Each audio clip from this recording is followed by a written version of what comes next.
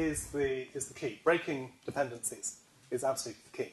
Now, but you asked another question about failure modes, about recovery, etc. The nice thing if you have a purely functional computation is that it's stateless. Whenever I do it, it delivers the same result. So if my computation has failed, for example, because of machine failure, then I can just redo it anywhere, anytime, any place.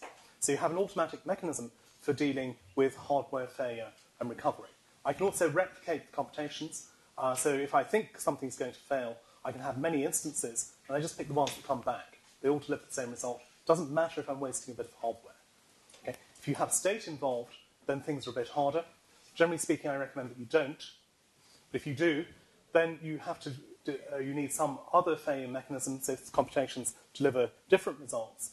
You may need something like the Erlang approach, let things fail, restart computations, re-inject systems that have alternative ways of computing the same result, or even sometimes just drop the thing that you're doing. Because at the end of the day, not every computation actually matters. Something we get a bit worried about in computer science, but in the Erlang community, telecoms community, they know they're going to drop a few calls. It doesn't matter if they drop occasional calls. You just want to drop all of the calls all the time. That's what happens if you're too focused on dealing with all the computations. So sometimes the correct thing to do is to drop some of the computations if you can get away with that. If your reliability metric lets you get away with that. Okay? It's better to upset a few cheap customers than a lot of expensive customers.